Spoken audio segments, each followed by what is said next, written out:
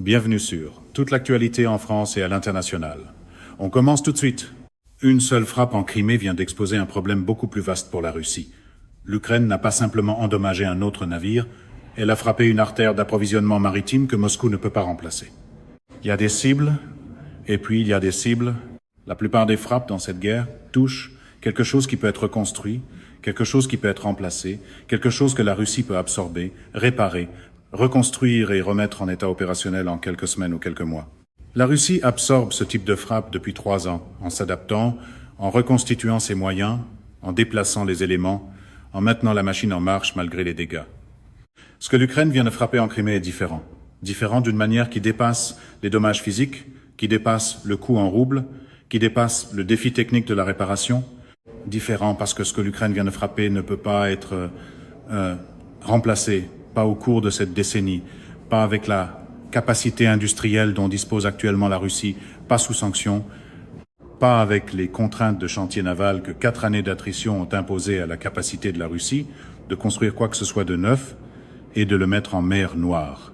Et quelque part, la machine de communication pro-Trump appellerait probablement cela des dommages temporaires, parce que les slogans coûtent toujours moins cher que les chantiers navals. La frappe a eu lieu avant l'aube, une combinaison de drones et de munitions de précision lancées depuis les airs, coordonnées, à vecteurs multiples, arrivant de directions que le réseau de défense aérienne russe en Crimée n'était pas idéalement placé pour traiter simultanément. Le système qui devait protéger ce que l'Ukraine visait, l'architecture de défense aérienne en couche que la Russie déploie au-dessus de la Crimée depuis 2014, est entré en action, a intercepté une partie de ce qui arrivait, mais pas assez. Ce qui est passé a atteint sa cible. Et lorsque le soleil s'est levé ce matin sur la baie de Sébastopol, les analystes du renseignement qui examinaient les images satellites thermiques, les photographies satellites commerciales et les interceptions de renseignements d'origine électromagnétique collectées pendant la nuit sont tous arrivés à la même conclusion. Poutine vient de perdre quelque chose qu'il ne pourra jamais récupérer. Ce qui a été frappé compte. Pourquoi c'est irremplaçable compte? Ce que cette perte signifie pour la capacité de la Russie à mener cette guerre depuis la Crimée compte. Et cette seule frappe pourrait bien avoir accéléré le calendrier de quelque chose que les analystes militaires décrivent depuis des mois comme inévitable, l'effondrement de la position russe en mer Noire. La précision est essentielle ici, parce que la spécificité est ce qui distingue cette frappe du compte-rendu opérationnel habituel portant sur des frappes contre des dépôts de munitions, des installations de stockage de carburant et des installations radars. L'Ukraine a frappé le grand navire de débarquement de classe Ropucha-Olenegorsky-Gorniak. Ce bâtiment faisait partie des derniers grands navires de débarquement opérationnels encore présents dans la flotte russe de la mer Noire, un navire que la Russie utilisait exactement pour la raison d'être des navires de débarquement, déplacer des véhicules blindés, des troupes, des munitions et de l'équipement par voie maritime vers l'endroit où ils doivent aller. Dans cette guerre, cette fonction précise a été essentielle. La Crimée est une péninsule reliée à la Russie continentale par le pont de Kertch, qui a été frappé à plusieurs reprises par l'Ukraine et ne fonctionne plus à pleine capacité. Reliée par des traversiers dont les routes ont été perturbées. Reliée par la route à travers le Donbass, ce qui prend beaucoup plus de temps et se trouve à portée des frappes ukrainiennes, les grands navires de débarquement constituaient l'alternative, le pipeline logistique maritime qui acheminait des fournitures militaires essentielles depuis les ports de Russie continentale directement vers les installations criméennes, un par un ces navires ont été éliminés. Le Saratov, coulé dans le port de Berdiansk en mars 2022. Le Novotcherkassk, frappé et détruit à Féodosia en décembre 2023. Le Yamal, frappé et mis hors service à Sébastopol. Le Nikolai Filchenkov, frappé et mis hors service. Et maintenant, l'Olenegorsky-Gorniak. Il s'avère que la force n'est pas une police de caractère dans un communiqué de presse. C'est de savoir si la route d'approvisionnement existe encore après le lever du soleil. Le navire précis que l'Ukraine vient de frapper était l'un des rares bâtiments de classe Ropucha encore capables de mener des opérations logistiques maritimes significatives en mer Noire. Sa perte ne retire pas seulement un navire. Elle retire une partie de la capacité logistique maritime de la Russie, sans aucune filière de remplacement. C'est l'élément qui rend cette frappe différente de toutes les pertes navales précédentes en mer Noire. La Russie ne peut pas remplacer l'Olenegorsky-Gorniak. Non pas qu'elle ne puisse pas le remplacer rapidement, elle ne peut pas le remplacer dans un délai qui ait une importance pour l'issue de cette guerre. Les grands navires de débarquement, la classe Ropucha, à laquelle appartient l'Olenegorsky-Gorniak, étaient des bâtiments de l'époque soviétique construits dans les années 1970 et 1980 dans des chantiers navals polonais sous contrat soviétique. L'Union soviétique qui les a construits disposait d'une immense capacité de construction navale, d'une base industrielle centralement planifiée et d'un accès à toute la production manufacturière d'une superpuissance et de ses États satellites. La Russie moderne n'a rien de tout cela. La capacité des chantiers navals russes est en déclin depuis l'effondrement soviétique. Les installations capables de produire de grands bâtiments militaires à un rythme significatif n'existent plus à l'échelle de l'époque soviétique. La main-d'œuvre qualifiée a vieilli et s'est en partie dispersée. Les chaînes d'approvisionnement pour les composants précis dont ces navires ont besoin ont été perturbées par les sanctions. La preuve n'est pas théorique. La classe Ivan Gren de la Russie, le programme spécifiquement destiné à remplacer les navires de débarquement soviétiques vieillissants, a commencé la construction de son premier bâtiment en 2004. Ce navire est entré en service en 2018, soit 14 ans pour construire un seul bâtiment. Le deuxième navire a connu des retards similaires. À ce rythme de construction, si la Russie lançait demain la construction d'un remplacement pour l'Olenegorski Gorniak, elle obtiendrait un navire de remplacement quelque part vers 2038. La guerre en Ukraine sera terminée bien avant 2038, dans un sens ou dans l'autre. Mais il existe une autre contrainte qui rend même ce délai de 14 ans sans pertinence. La Convention de Montreux, l'accord international qui régit le passage des navires de guerre par les détroits turcs, le Bosphore et les Dardanelles, qui relient la mer Noire à la Méditerranée. En vertu de Montreux, la Turquie restreint depuis le début de l'invasion russe le passage des navires de guerre vers la mer Noire pour les parties belligérantes. La Russie ne peut pas faire venir de navires de remplacement depuis la flotte de la Baltique, ne peut pas faire venir de renforts depuis la flotte du Nord, ne peut pas déplacer de bâtiments depuis le Pacifique. La flotte de la mer Noire est enfermée. Chaque navire que l'Ukraine détruit en mer Noire est une soustraction permanente et irremplaçable à la capacité navale de la Russie dans ce théâtre. Un slogan de campagne peut promettre des navires demain. Montreux, les sanctions et les chantiers endommagés répondent encore par une paperasse froide. L'Olenegorski Gorniak est perdu de façon permanente. Cette perte compte sur le plan opérationnel, pas dans l'abstrait, mais concrètement. Le navire de débarquement de classe Ropucha n'est pas un bâtiment de combat au sens traditionnel.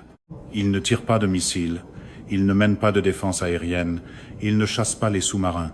Ce qu'il fait, c'est déplacer des choses. Plus précisément, un Ropucha entièrement chargé peut transporter 10 chars de combat principaux ou 12 véhicules blindés de transport de troupes ou 340 soldats avec leur équipement ou encore des centaines de tonnes de munitions en un seul voyage depuis un port de Russie continentale comme Novorossiysk jusqu'à une installation en Crimée, sans utiliser le pont de Kerch, sans utiliser le réseau routier à travers le Donbass, sans utiliser aucune des routes terrestres que les systèmes ukrainiens de frappe à longue portée peuvent atteindre, ou plutôt sans utiliser aucune de ces options qui pourraient être utilisées parce que le pont de Kerch ne fonctionne pas normalement.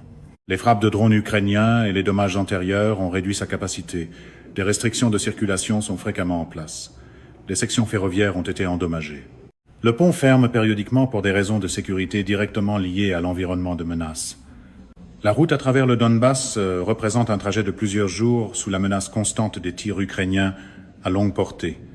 Les navires de débarquement étaient l'alternative efficace, le pipeline qui maintenait la viabilité militaire de la Crimée comme base opérationnelle avancée. Ce pipeline a été systématiquement coupé. Avec la perte de l'Olenegorski Gorniak, la capacité logistique maritime de la Russie vers la Crimée se trouve à son niveau le plus bas depuis le début de la guerre. Les fournitures, les blindés, les munitions et le personnel qui passait par la route maritime doivent désormais passer par les routes terrestres dégradées, plus lentement, à un coût plus élevé, sous une menace accrue. Les unités de première ligne dans le sud de l'Ukraine, qui dépendent de la Crimée comme centre logistique, vont le ressentir. Pas immédiatement, car la Russie dispose de positions avancées et de certaines réserves, mais dans les prochaines semaines, dans cette fenêtre où les contraintes logistiques se transforment en contraintes opérationnelles, elles le ressentiront. L'opération elle-même compte, parce que la manière dont elle a été menée en dit autant que la cible sur la direction que prend cette guerre. La frappe contre l'Olenegorski Gorniak n'a pas été un coup chanceux, ni une attaque de drone à vecteur unique passée par hasard. C'était une opération coordonnée, multidomaine, qui révèle le niveau de sophistication opérationnelle que l'armée ukrainienne a développé en 4 années de conflit existentiel. Première phase, le renseignement. Le système de ciblage ukrainien suivait l'Olenegorski Gorniak, sa position, son schéma opérationnel, les moments et circonstances précis dans lesquels il était le plus vulnérable, ainsi que l'architecture défensive qui le protégeait à un instant donné.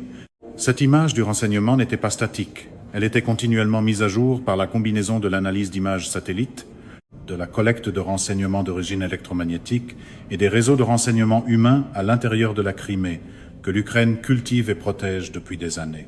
Deuxième phase, la planification. Le paquet de frappe a été conçu spécifiquement pour vaincre l'architecture de défense aérienne qui protégeait le navire et son poste d'amarrage. Non pas en surpassant les défenses aériennes par la puissance, mais en les saturant. Plusieurs vecteurs entrant simultanés depuis différents angles d'approche, obligeant les opérateurs radars russes et les systèmes de conduite de tir à gérer plusieurs menaces simultanées, plutôt qu'à concentrer les ressources défensives sur une seule menace. Certaines étaient des leurs, d'autres étaient réelles. Le système de défense aérienne devait toutes les traiter comme réelles, parce que le coût de considérer une menace réelle comme un leurre, c'est une arme qui atteint sa cible sans être arrêtée. Troisième phase, la frappe elle-même. Des drones navals, les plateformes de classe Magora, perfectionnées au cours de 2 années d'opération en mer Noire, se sont approchés à la surface de la mer. Faible signature radar, difficile à distinguer du fouillis maritime sur les écrans. Des munitions lancées depuis les airs sont arrivées simultanément depuis un autre vecteur. Le système de défense aérienne russe a intercepté plusieurs menaces, mais pas toutes. Celles qui sont passées étaient celles qui visaient ce qui comptait, la passerelle, les systèmes de commandement, les éléments structurels qui permettent à un navire de débarquement de fonctionner. Même doctrine que l'Ukraine applique constamment. Ne pas détruire la coque, détruire le cerveau. Voilà la différence entre le ciblage et le théâtre politique. L'un brise les systèmes de commandement, l'autre salue les caméras et appelle cela un plan. Le tableau plus large de Sébastopol montre ce que la ville est devenue, parce que la ville raconte l'histoire de cette guerre plus clairement que n'importe quel autre lieu. Sébastopol, 240 ans d'histoire navale russe.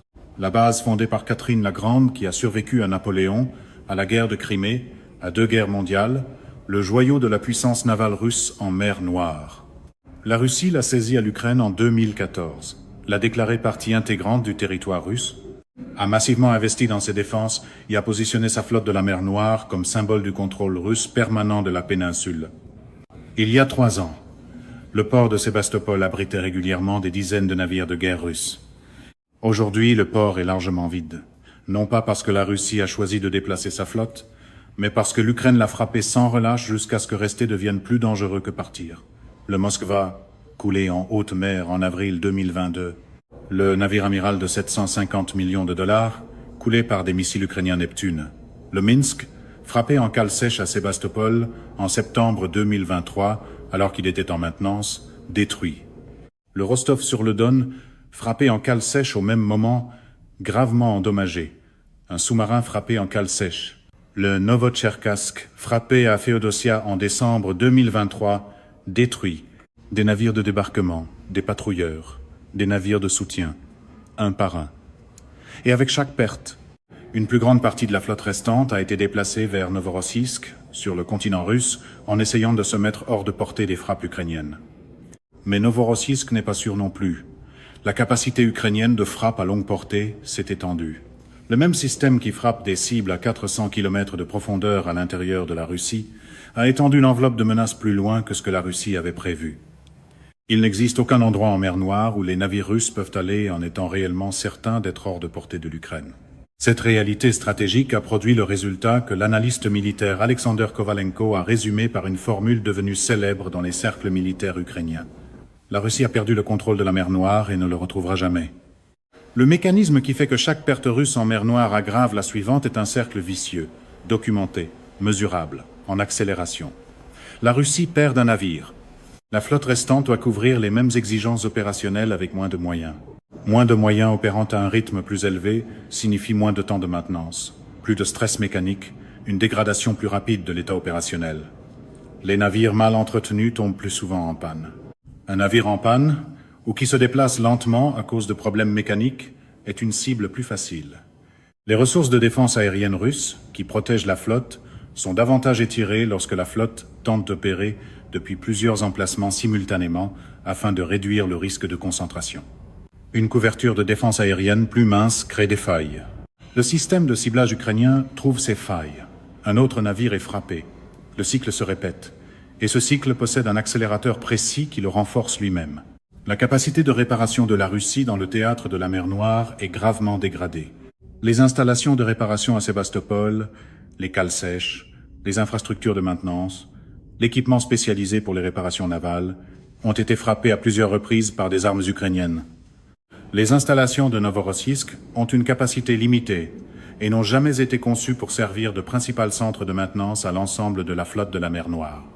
La Russie essaye de réparer des navires de l'époque soviétique avec des composants d'origine chinoise dans des chantiers navals endommagés sous menace de drones. Les systèmes électroniques et de contrôle que l'Ukraine cible précisément, les passerelles, les radars, la navigation, nécessitent des composants que la Russie ne peut pas facilement fabriquer sur son territoire et ne peut pas importer de fournisseurs occidentaux sous sanctions. Les navires qui doivent être réparés s'accumulent. La file d'attente pour les réparations s'allonge. Les navires en attente de réparation ne sont, au mieux, que partiellement opérationnels. Et des navires partiellement opérationnels offrent une capacité défensive réduite, ce qui en fait des cibles plus faciles pour la prochaine frappe.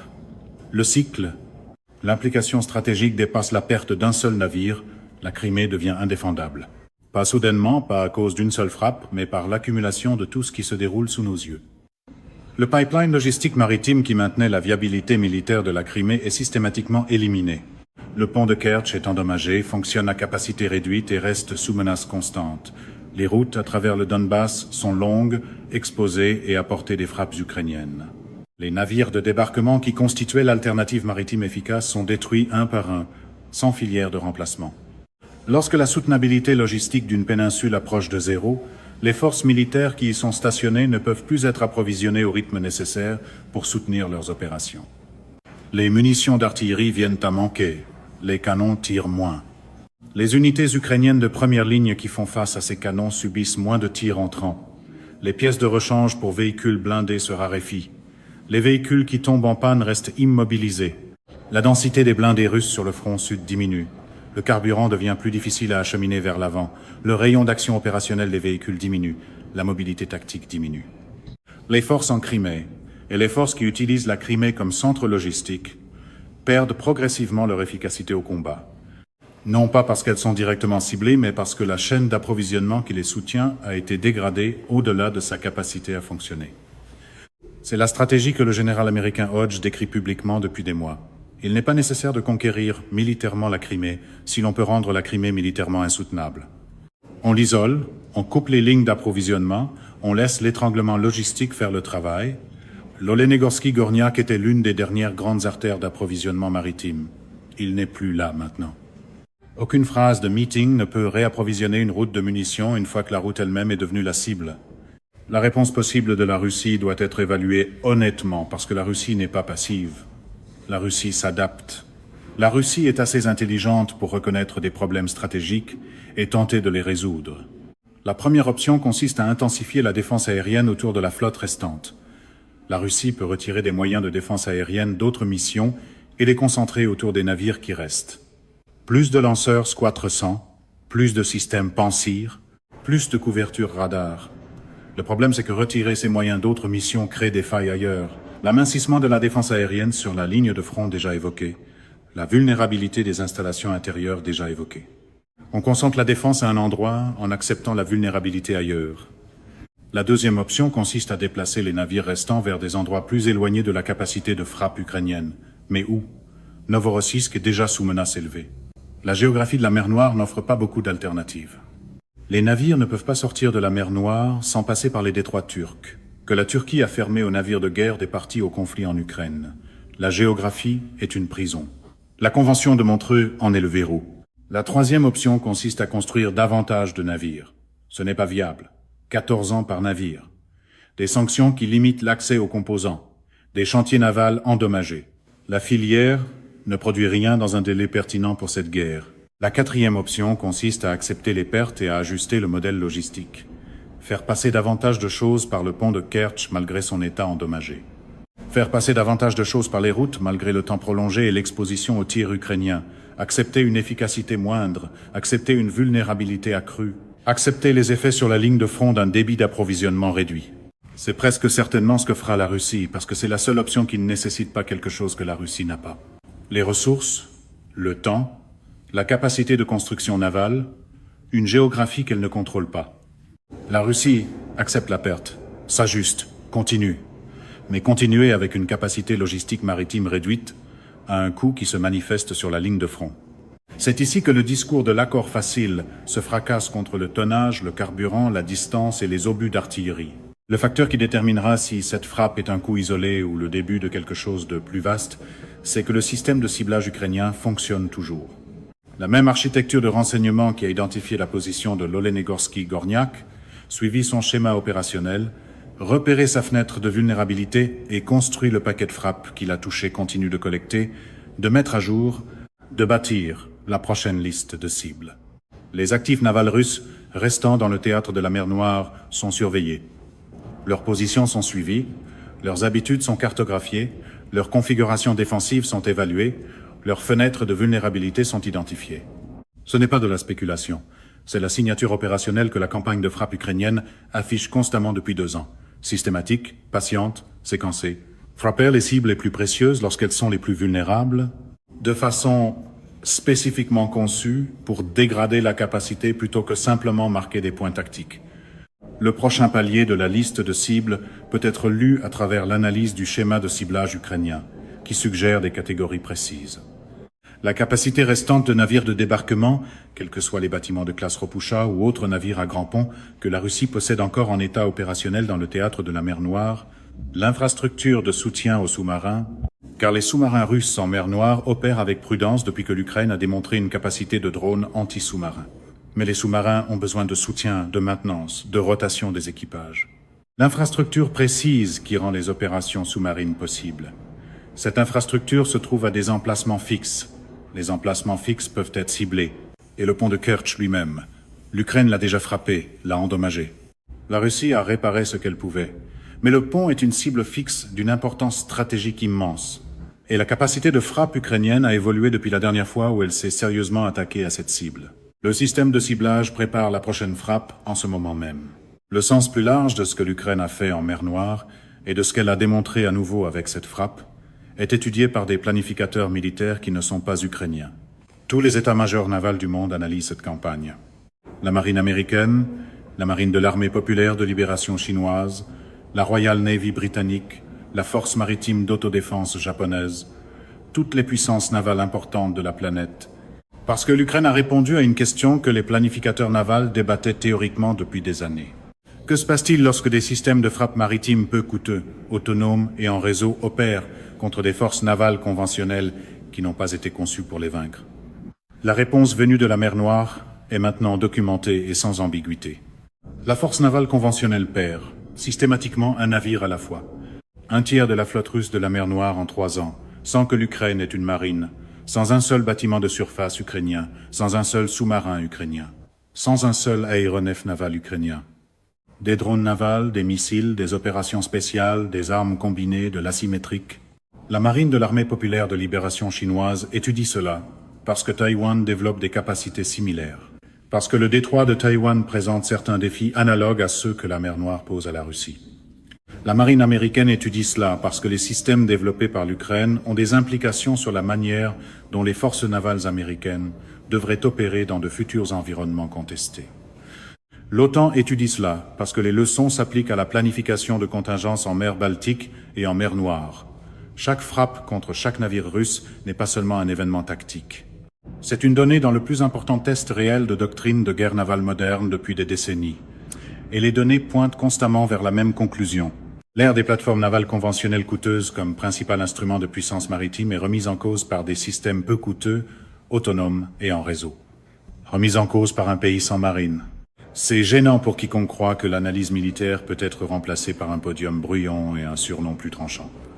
La dimension personnelle et politique croise directement la réalité militaire. La Crimée n'est pas seulement stratégiquement importante pour Vladimir Poutine. Elle est personnellement importante, symboliquement centrale, politiquement porteuse d'une manière qui fait de sa situation militaire une menace directe pour sa position politique intérieure.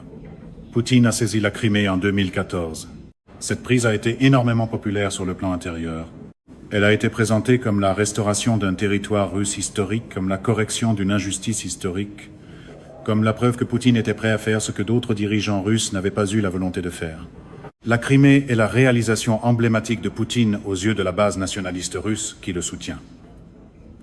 Le récit qu'il a construit autour de la Crimée est précis. Nous la tenons, nous la défendons, elle est russe pour toujours. Chaque frappe ukrainienne en Crimée remet ce récit en cause. Pas seulement militairement, politiquement. Parce que le récit exige que la Crimée soit défendue, que la présence militaire là-bas soit viable, que la puissance russe dans la péninsule soit démontrée et pas seulement affirmée.